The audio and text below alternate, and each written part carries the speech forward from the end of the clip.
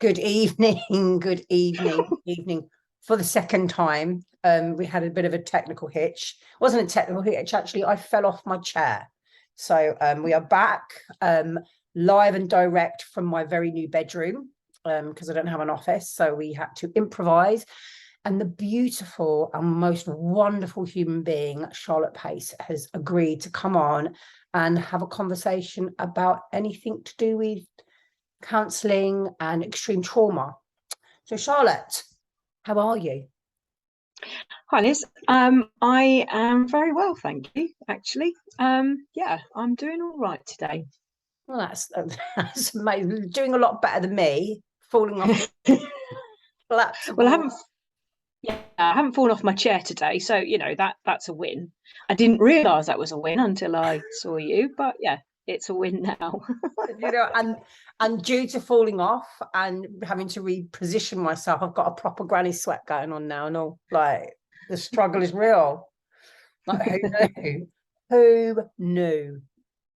So Charlotte, tell us. I mean, I know you personally. Like Mhm. you're one of those strong, dear women in my life. The reason I asked you on here because I know the work that you're doing with people that are suffering bereavement, but extreme trauma. So obviously, like, tell us a bit about your journey on how you sort of come around to doing that work.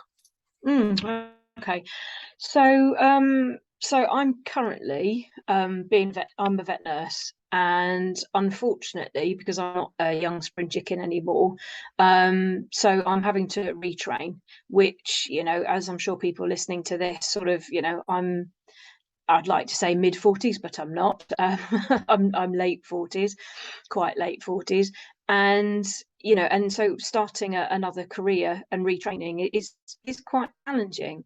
Um, and I was thinking a lot about what I could do, and one thing that a dear friend of ours actually said, well, why don't you use your bad experiences for good? And I thought about it a lot and thought that actually, yeah, counselling is something that obviously I've experienced myself for many years. I had a breakdown, a nervous breakdown in 2012. And, ever since then, I've been in counselling and, why don't I use those experiences to help others? So it's a long, slow journey that I've been on. I started training, so it's a 3-year course that I've been doing so far. So the first one was a level 3, and then I've been doing a level 4 diploma. And with the level 4 diploma, I was allowed to see actual people. Wow. Yeah, I know that was so scary the first time I did it, and for the first time I'm nearly at the end of qualifying, so I've got just a few more hours to do now, and yeah, and then I will hopefully get my last bit of paperwork signed off, and I will be a fully fledged counsellor. And so we had to get a placement. And so my placement has been with a fantastic organisation called the Road Victims Trust. They are doing a lot of stuff. They're mainly based in 3 counties. However, because of COVID and being online, obviously, I've got clients in Yorkshire as well. So we're all around, not just Cambridgeshire and, Northants and Hertfordshire. So I started with them, and I've been seeing clients with them for over a year now, slowly building up my hours so that I can become a qualified counsellor. And is that the arena that you want to specialise in? Is it like extreme trauma and road traffic accidents and? Um, I think that it's fantastic experience. I'm not sure that I do. Um, as I said, I'm a vet nurse, so I'm kind of thinking about going into being sort of a counsellor for the veterinary profession, because actually the veterinary profession is the highest suicide profession that Wow. there is. Yeah. absolutely. And I've been aware of that. When I worked at the Royal Veterinary College, I was there for 10 years. And when I was there, whilst I was working there, 2 students committed suicide on the campus I was working at, Wow. and they're students. Wow, I mean, I didn't even realize that that was even a statistic or even a thing. And I mean, that's really quite ignorant of me, but that's, to have such a high suicide rate. Do you know what's behind that? Is there any sort of research why that is? There is starting to be research now, and I'm actually part of a research project actually looking at sort of 3 aspects of it, really. So one of it is your own experiences. So they're talking about obviously people who have tried to commit suicide in our profession, but also those with suicide ideation. So which is where I fall into my category of having thoughts about it, and quite serious thoughts and plans. And then there's what access do veterinary professionals have? Because obviously, we deal with things and cases where we've got access to that kind of thing. So it's an easy option for a lot of our profession to do that if they're committed and they want to do it. And then the final bit is the project that I'm helping with is looking at how we stop that, because we still need things that we've got in place in the practice, so the drugs and equipment, but how do we make it a safer place for people to work in? And the thing with a lot of, like, the veterinary profession, you're saying that you don't know about it, is because people don't talk about it. There's lots of stories about it, and I was in a meeting the other day with parents of a young vet who I think was 23 or 24, and he committed suicide. Oh my God. And yeah, and because because obviously there are the means there, but also there's the thing of the pressure that we get. It's like with doctors and stuff like that. Obviously, it's a very intense business. It's a very emotionally as well as a physically draining job, but also on top of that, it's we have the money pressures. That's where we differ from the NHS, because there isn't, as I'm sure many people watching this will know, there's not an NHS for pets. You have to pay, and the vets have to make ends meet at the end of the day. And then there's the out of hours work, so there's a lot of night working and shift work and emergencies.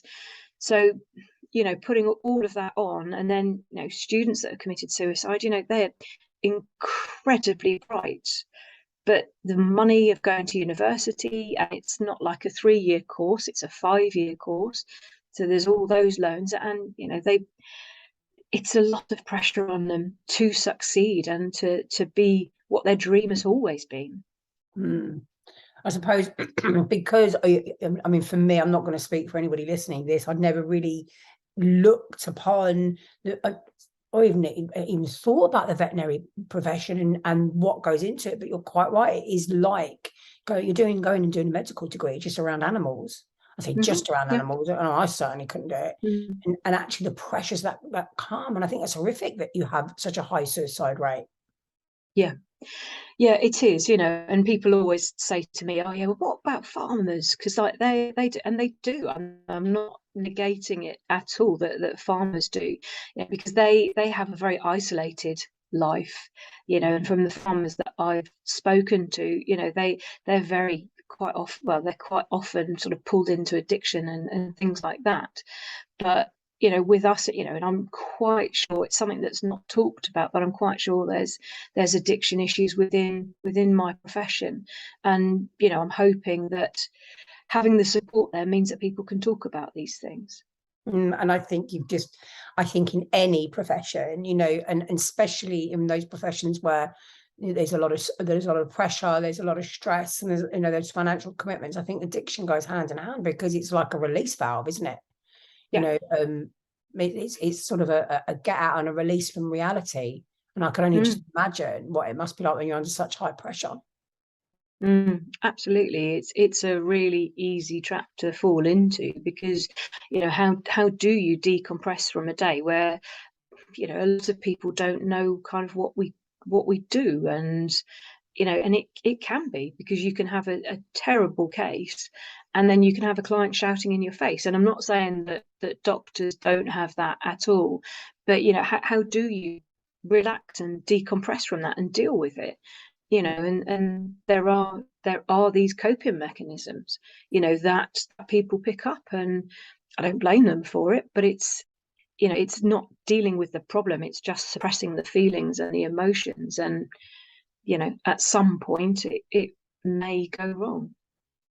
Yeah. And I suppose in terms of the counselling that you want to do, you'll be touching on some of that as well, won't you? You're not going to just be dealing with,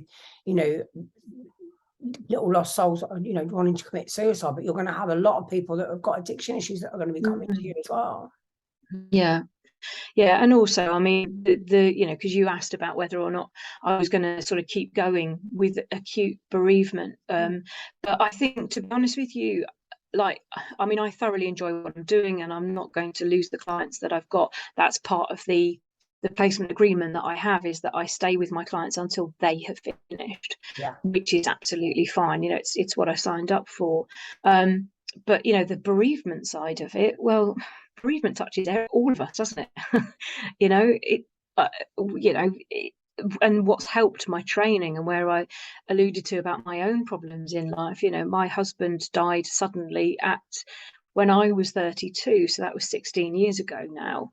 And you just never know, do you? Some people are very affected by parents' death, or death of children, or whatever. Bereavement is all around us, and also of pets. I mean, it touches all of us. So having this as a real grounding can only be beneficial to me in the future.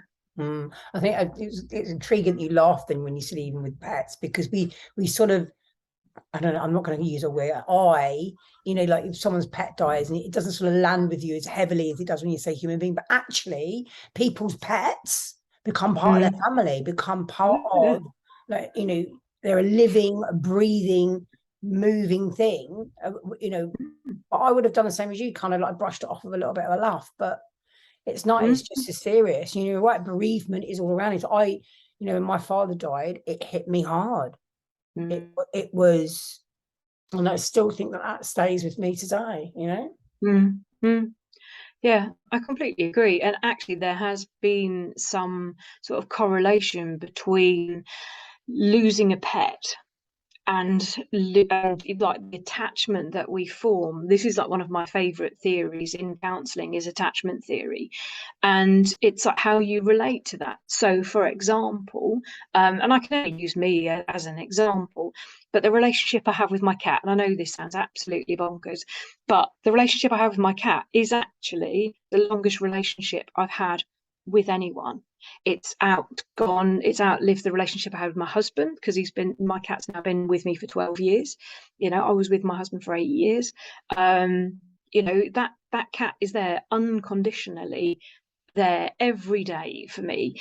And people do have these attachments to their pets, and if you kind of think about it, it is, I know that there's a lot of problems in saying that that you're furry babies and all of that kind of thing, but I don't know if you know this, Liz, but I actually write a gratitude list every day, and I can guarantee you my cat is on that list every day. I was aware of your gratitude list, actually. I was aware that you do a gratitude list every day.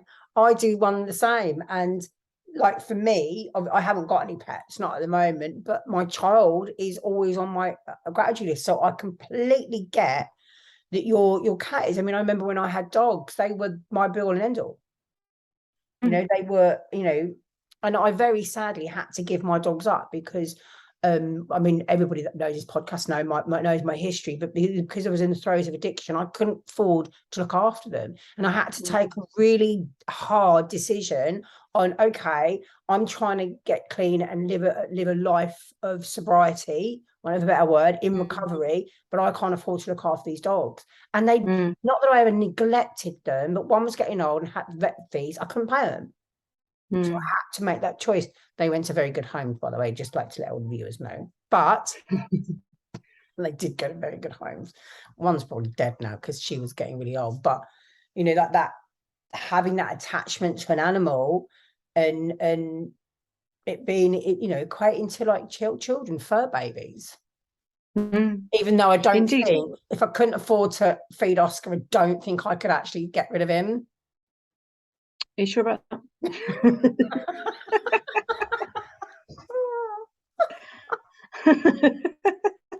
Don't know. I don't think I'd have many takers. What do you think? He's lovely, but yeah, I'm not a child person. Is that like you can keep him? Well, you know, I'm sure there's better homes. That's what I would say. Yeah. Oh, for those that are listening, I'm not looking to sell Oscar, just to reiterate that. Yeah, I can back that up. That yeah, that's definitely not the case. But you know, the relationship we do have with pets, it is that a significant relationship. If you don't, like me, you don't have anybody else that you can. So it's a significant relationship. And like I say, you know, I have been with him longer than I have, and it's probably been the most happiest relationship I've ever been in. Very Including my unconditional. childhood, I would say. Yeah, cat don't argue. Yeah, yeah. He wants feed, and as soon as I fed him, he disappears. So you know, that's yeah, perfect, isn't it? Really. So you've been a veterinary nurse. You specialise, though, don't you? You're not, you know, you because I do know a little bit about you. So, like, tell the listeners what is it you specialise in? Because I know you've done lots of papers and stuff like that. So I specialise in cardiology for nurses. So it's very kind of you because you are aware that I'm having a book published in October on it, which is quite something. So yeah, so I've been nursing for 20 years, over 22 years now, as it's 2022. And yeah, so I did.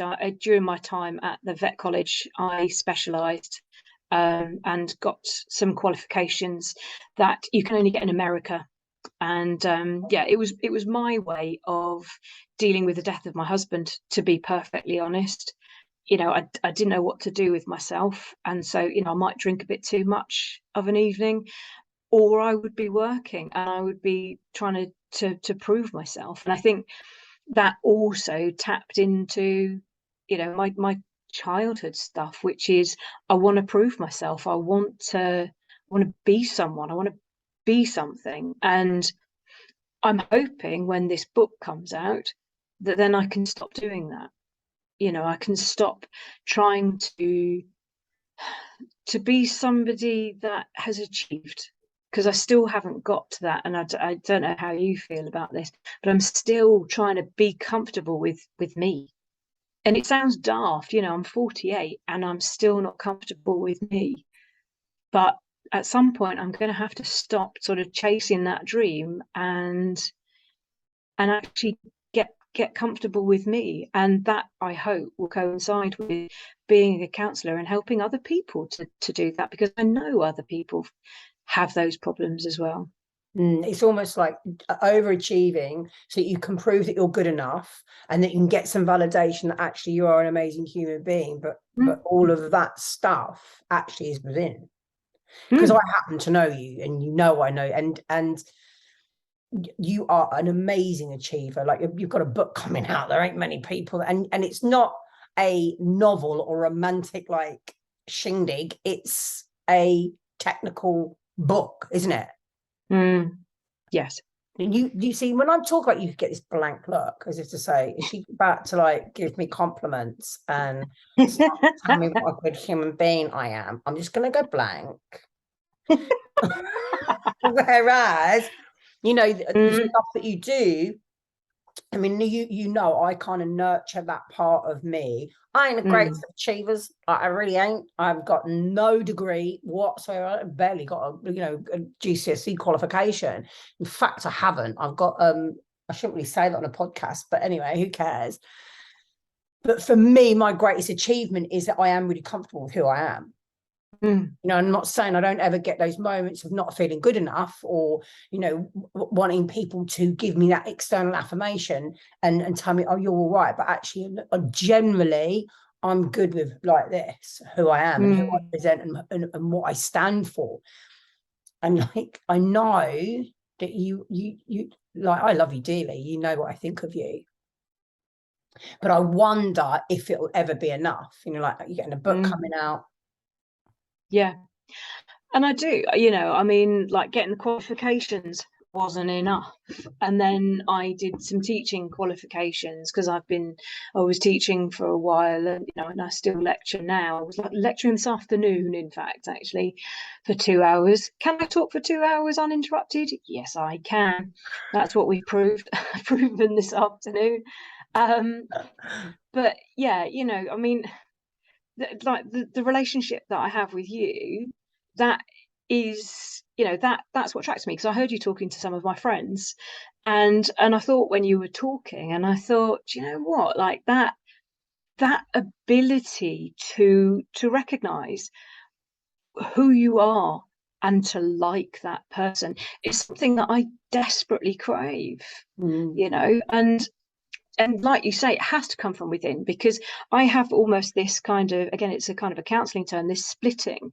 So I can be the person who's written a book, and I can be the person who's becoming a counsellor, but then there's the other part of me, which, you know, you have seen, because, you know, I'm using you to help me find that part within me, to believe in myself, because the two parts are very separate. They are me, but they're very separate. And like I say, that is what I've learned from you, is that you show me that, you know, through your own experiences, how deep this stuff goes, and acknowledging it, and then challenging it. Yeah. And it does come down to, sometimes, doesn't it? It comes down to that really difficult decision of, I can carry on like this, or I can change. You know, what can I change? I can change how I think about me. I can't change what you think about me. I can change what I think about me. But isn't it Having said that, intriguing? Yeah. But is it intriguing that actually even most people that you would ask would give you nothing but compliments, and you'd glaze over? yeah, And when you were talking about your achievements, you just touched on two and you brushed over them very quickly. You know, like, you know, I'm becoming a counsellor, and I've got a book coming out. But actually, yeah, lecture, you teach. You know, you're a veterinary nurse who specializes in a really, you know, an area which was only you could only learn in America. You know, you've got a book coming out, which isn't just like a romantic novel about a bit of cock. It's actually, you know, a technical book, which had to have, I had to get that word in there. I don't know why. well, I know you did. I know you did. And the thing is, they say to talk about what you know, and it's been so long, Liz, that you know, I'm talking about cat hearts and dog hearts. Much more relevant. I didn't think I was getting Oscar right in the middle of a podcast. I have my child asking me where his coat is at 7:30 at night. Like, I did say to him, viewers, again, apologies, but it's summer holiday in your wardrobe. Do you know what I've noticed as well? Whenever I say the C word, he seems to appear. So, but yeah, as I was saying, very intriguing how you kind of skimmed over your achievements, and actually, when you look at your achievements, you lecture, you've got a book coming out, you're becoming a counsellor, and you're a veterinarian there. So that's huge. Like, you've glazed over again. I'm looking at Oscar, actually. He's putting his coat on, bless him. He's gone downstairs now. Whilst wearing his train, you know, he come upstairs with his trainers on as well. It's like, what are you doing? We had a good innings though. We had like a half an hour before he started to like. Absolutely, but I think though, Liz, that you've kind of, you know, in a roundabout way, I think you've really nailed it. Is to actually, being a woman is really quite difficult, because, you know, yes, okay, you know, I've done blah blah and whatever, but like I do that alongside trying to not show that I'm weak, to show that, you know, I'm this amazing person and I can cope with everything, you know. And you as a mother, you know, you have to not only provide provide income for you, to put a roof over yours and Oscar's head, to provide Oscar with what he needs, you know. And again, there's this pressure that you have to be this person, and you know, we must be in relationships, that we must be doing this. And it's just genuinely, I think, quite difficult to come to terms with that. And then to become comfortable with who you are, though, the dark and the light of who that person is. and on a generally, I'm quite good, not always, but I'm quite good at accepting, you know, that I'm a fuck up, but I'm a good fuck up. Like the qualities I have as a woman and as a human being, I go into each day trying to do good. I go into each day trying to accomplish something better than I did the day before. And that might be something small, like doing a podcast with somebody and, you know, sharing it to whoever needs to hear it, and making that light go on in someone's life is beautiful, you know. And you're right, as women, nothing against men, because I can only talk from a place of being a woman. I ain't a geezer. But I think for women, you know, we're told that we have to parent as well as we can, but then we have to have a full-time job and behave like we haven't got children when we're doing a full-time job. You know, we get really confused. We've got to be strong and fierce, but then demure and pretty. Like, which one is it? Actually, there was an amazing woman on TikTok. Can't even think of her name because I've just had brain fog. And she was saying exactly this, and what she was saying, like it's like a contradiction in terms. We're supposed to be everything to everybody, but where are we? But where are we to us? You know. Absolutely. I think I've said to you before, I just like the world is just stacked against us as women, and so, you know, because like I am, it's no secret, I've got a letter proving that I am, as I say, my certificate to prove I'm in the menopause, you know. And like, you know, the company that I work for doesn't have a menopause policy, you know, but yet, you know, it plays havoc with your hormones and goodness knows what else, you know. And yet, you know, we just have to, again, just carry on. I have to be level-headed, I need to be calm, I need to do this. And then there's the pressure I put myself on, which is I have to be the best, you know. There's no room for error in any of that. But this whole thing, which I know we've spoke about before, but there's a fantastic book called Invisible Women. And like, even like the first chapter in this book talks about how it's I think the title of the chapter is called "How Can Snow Clearing Be Sexist?" And if you just think, when it snows, I mean, you know, at the moment we're sitting here, it hasn't rained for 3 years in Cambridgeshire, but you know, when it does snow, the white stuff that comes out of the sky, that then, like, when we clear the snow, you clear it so that people can get into work. So you have these main roads that are cleared. Who generally goes to work? Men. The women will be pushing pushchairs or wheelchairs on the pavements. Are they cleared? No. If you look at like the London Tube map, look at how that is, that everybody can get in. But again, where are women's responsibilities? They're taking their mum maybe to the hospital, then they come back, then they might be picking up the kid from playgroup, then they might be going sort of down here to go to the shops. You know, women aren't generally, well, obviously, I mean, I'm saying this as a, you know, as an absolute blanket, which is an absolute lie. But, you know, we kind of go round the circle, but the tube map is so that people can get in and out as quickly as possible. You know, and so yes, how this is where I think that the world is stacked against us. And the signs of a heart attack, the classic signs that we all know of a heart attack, are for men. Women don't do it like that. No, I know. You know, we don't, and it's not shouted at. And the thing is, like you said, I've got nothing against blokes at all. You know, I even married one. You know, I've got nothing problem with them. But the fact is that society is stacked against us. And until we can level that playing field, we have to acknowledge that things are more difficult. Yeah, absolutely. I agree with you. And I think, you know, and I'm going to say again, this is not about bashing men. You know, men are great. I've got some amazing men in my life. But actually, when you look at what they're taught and what we're taught as girls and women, the messages are very different. You know, it's, you know, the messages for both are very confusing, but to succeed and to be set up, you know, like, for example, you get set down, you have a family. Like, I was always a working mum. Like, there was never any confusion about that. But my ex-husband, and I'm not slamming him, he'd go to work, come home and sit on the couch. I'd go to work, I'd go and get the child, come home, do the shopping, do all the housework, while still working a full-time job. And it was a given. It's not something that we ever discussed. It wasn't anything that got a bit of a frog in my throat. It wasn't anything we ever discussed. It wasn't like he said, oh, you've got to go and do this.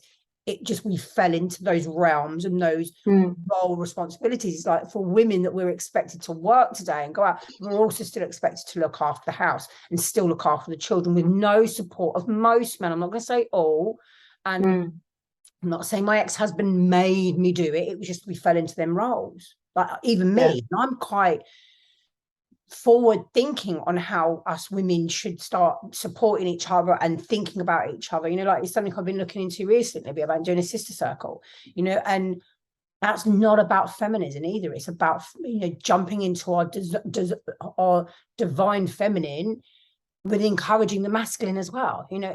And I really feel like I've gone off a tangent then, and my brain's just gone shut down. Literally, my brain just went, shut up. Literally. Yeah. Sorry. That also happens. I do that.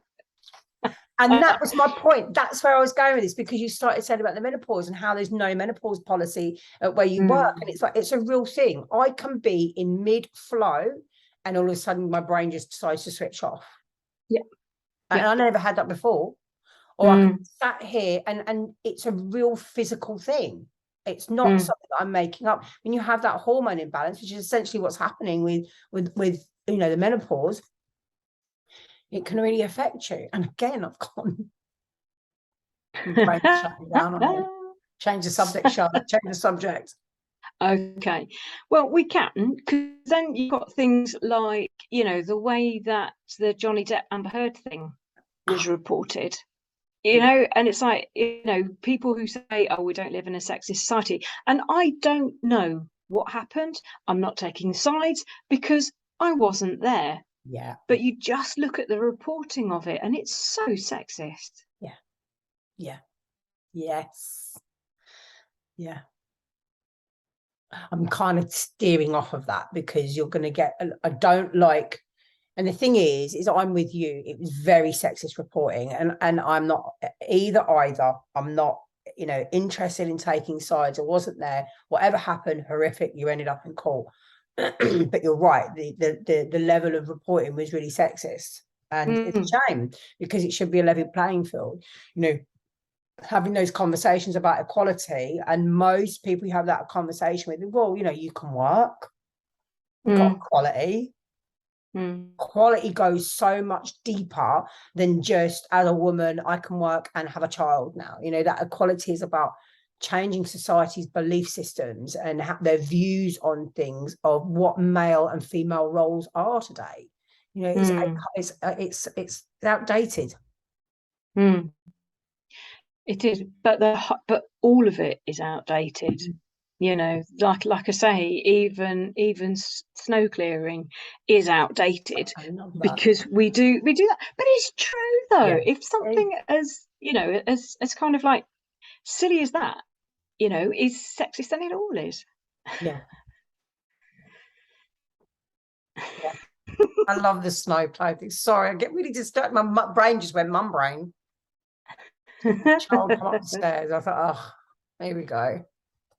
No, but it's very outdated. Yeah.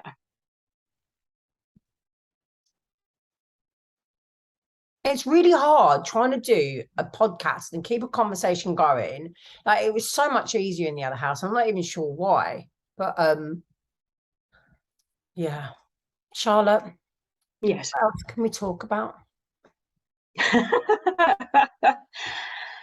Oh goodness, what else do we talk about? Well, I guess, I mean, the other thing, I guess, that, you know, we've always got space for is how childhood affects you, you know, Yes. and today, like, Mhm. do you feel that your upbringing has affected who you are today? 100%.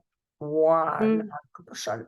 You know, like I don't tend to sort of chat about mum and dad because they've both passed, and there has to be an element mm, for me. I'm not talking for anyone, but for me, there had to be an element of forgiveness. There had to be an element of no longer bashing them because they're not here. Like they've had the ultimate happen to them, and there was no really amends or reconciliation between me and my parents.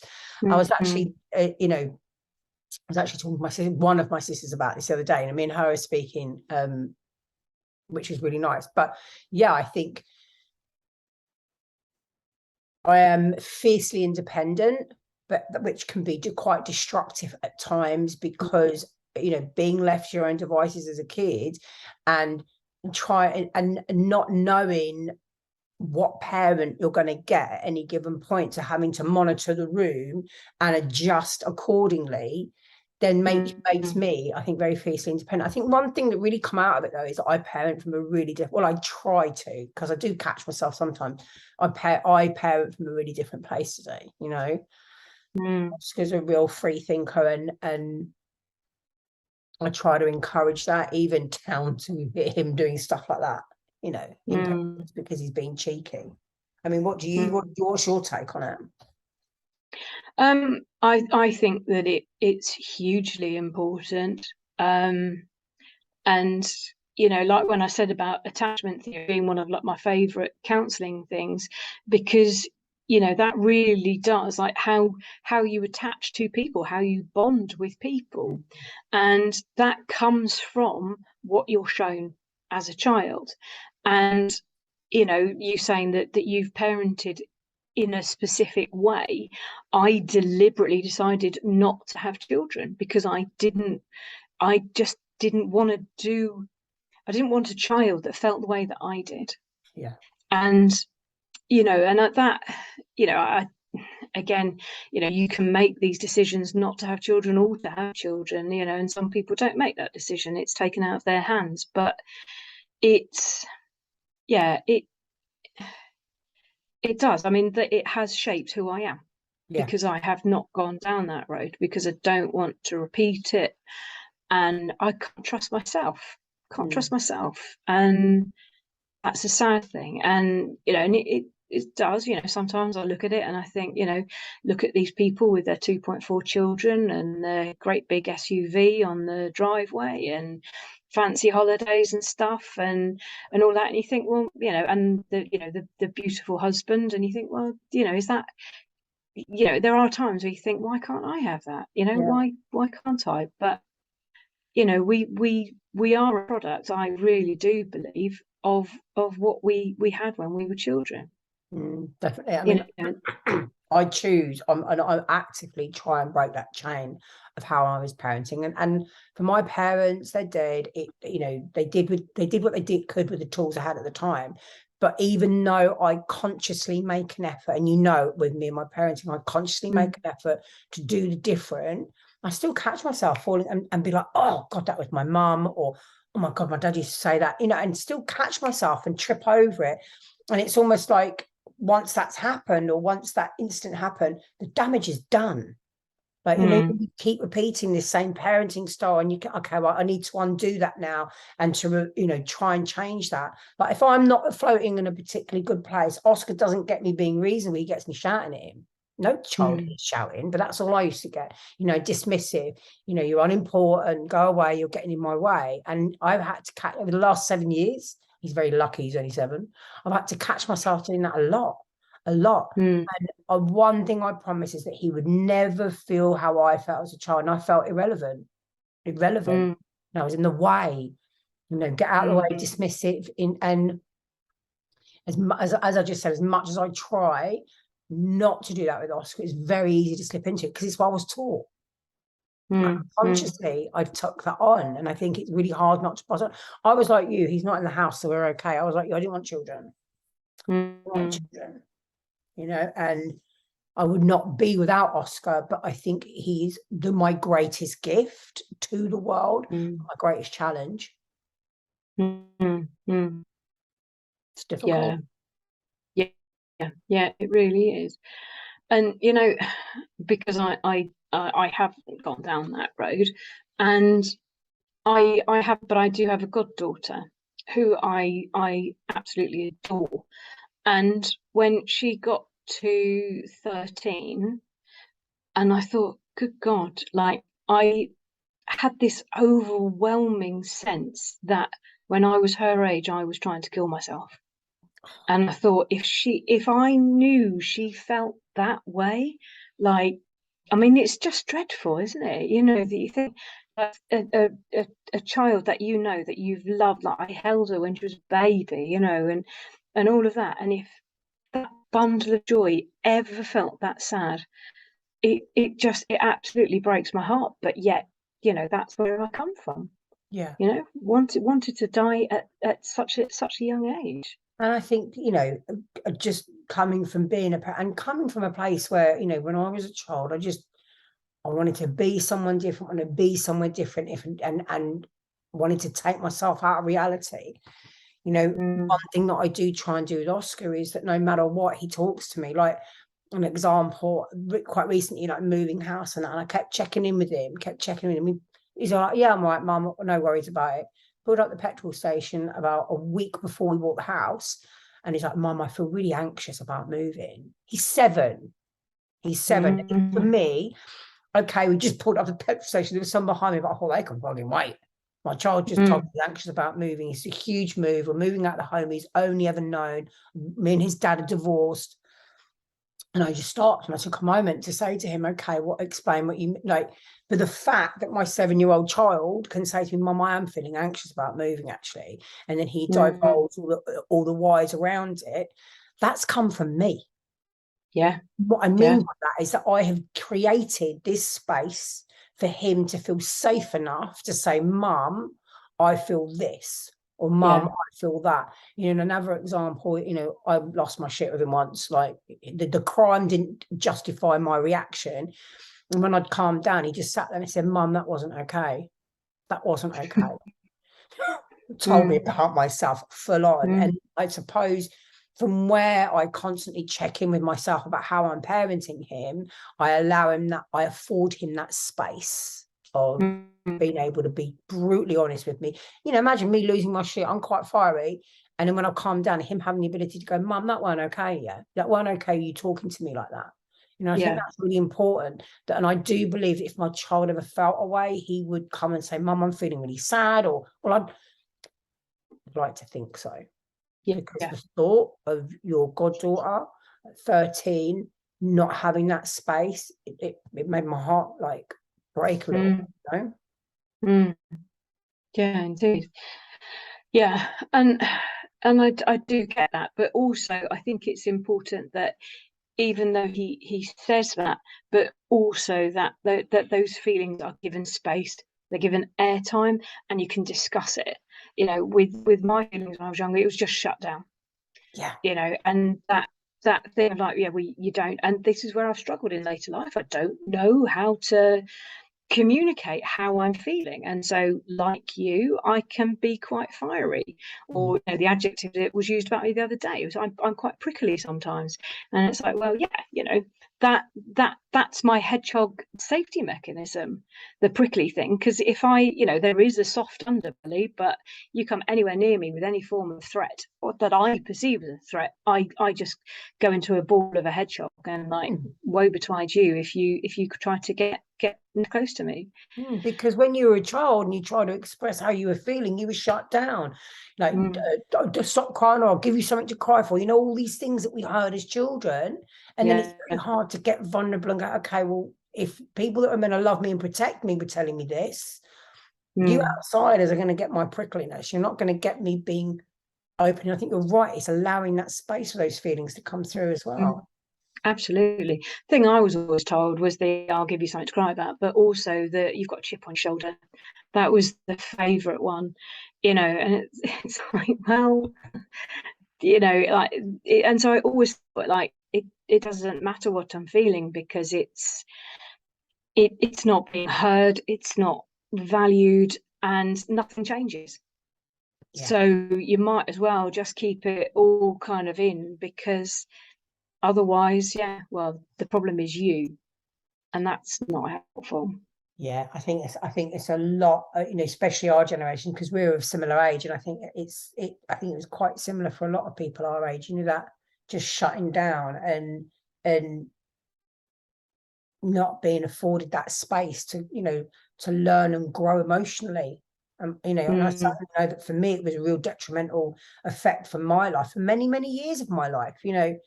And I just wouldn't want that for my child today. And sometimes I suppose I was with a friend actually, and the friend said if he was my child, I would have smacked his ass by now. And I went, no, you wouldn't have.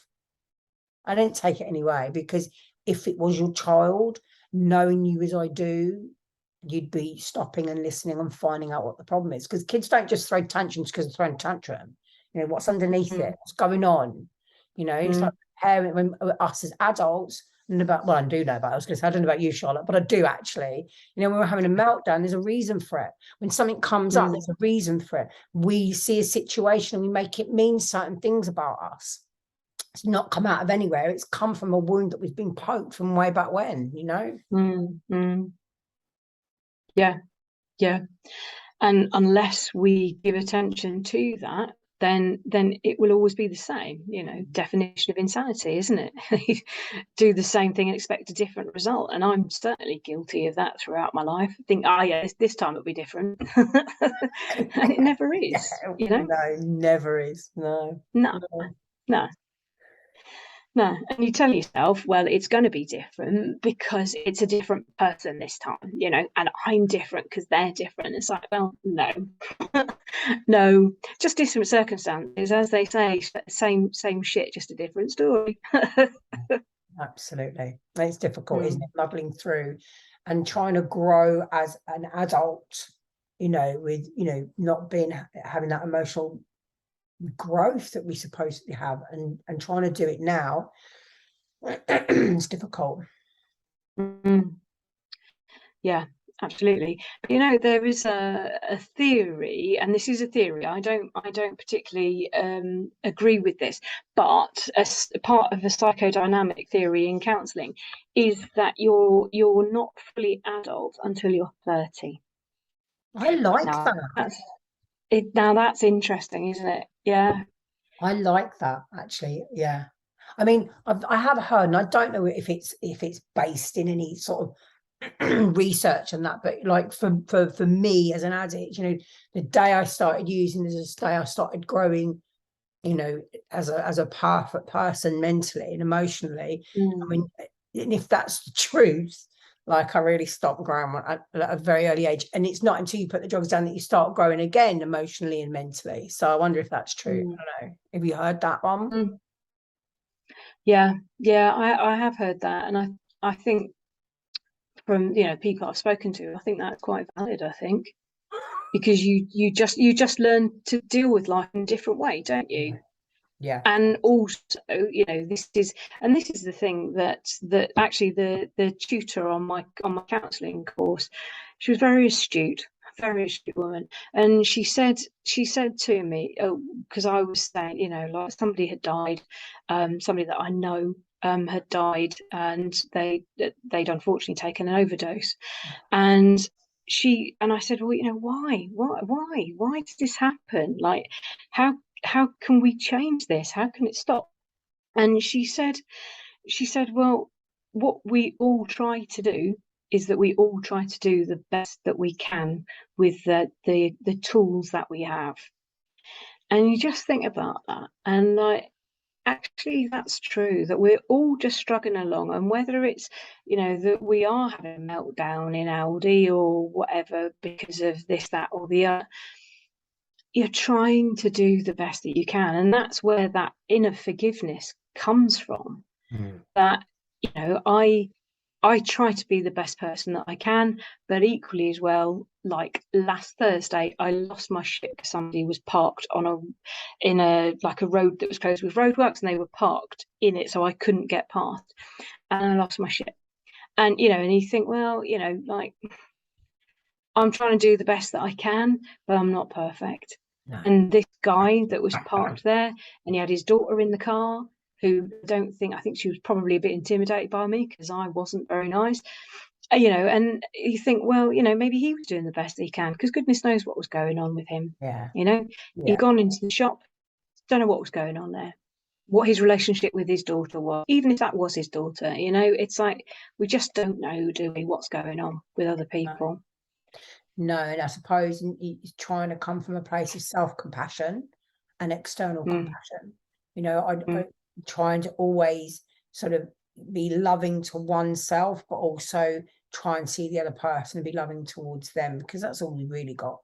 You know, that's what I try to do, even when in moments of frustration and rage. And it's that, stop, take a breath. And sometimes it's not possible, but just to be compassionate, knowing where I've been and come from, and trying to be externally compassionate to other people. Yeah. And that takes practice.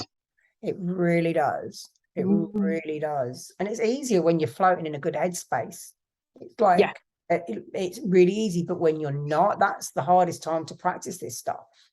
And you know, especially around sort of trying to champion, you know, it's just brain's just gone. God. You know what it is? It's because it's like 8 o'clock at night, and I don't know about you, but I get to a certain point in the evening and my brain kind of goes, what are you doing? Why are you still alive? Mine quite often does that at about 7 o'clock in the morning, to be fair, but yeah. You can ID with it then. Yeah. Well, Charlotte, it has been an absolute trip sitting and chatting to you. I'm really pleased you come on and did this pre-recorded podcast, which, for those that are listening or see this on my page, the podcast is called Wonderful Humans. You can find it on Spotify or Apple Podcasts. You just have to put either Liz Turner in or Wonderful Humans. And there are a few series on there. I was hosted by another platform who have the intellectual property of the podcast I did before, but heads up to everybody, I'm going to be getting all those guests back on. So just stay, I can't speak. Stay tuned. I'm not very good at this tonight, I'm just saying. But thank you, Charlotte. You're amazing, Liz. Oh, thank you. So are you. Like, I've got so much love for you. You've got such wealth to give to the world. And I know that sooner rather than later, you are going to get to a point where you view yourself through the lens that I view you from. And that is all I hope for you. You know, I view myself through the lens of people that love me. And that's a good place to be sat. And I just know that you're going to get there. That because you are an amazing human being. I've got so much love for you. You're one of them wonderful humans. It's been an absolute honour to be invited on here. Thank you so much. Oh, you're welcome. So thank you very much.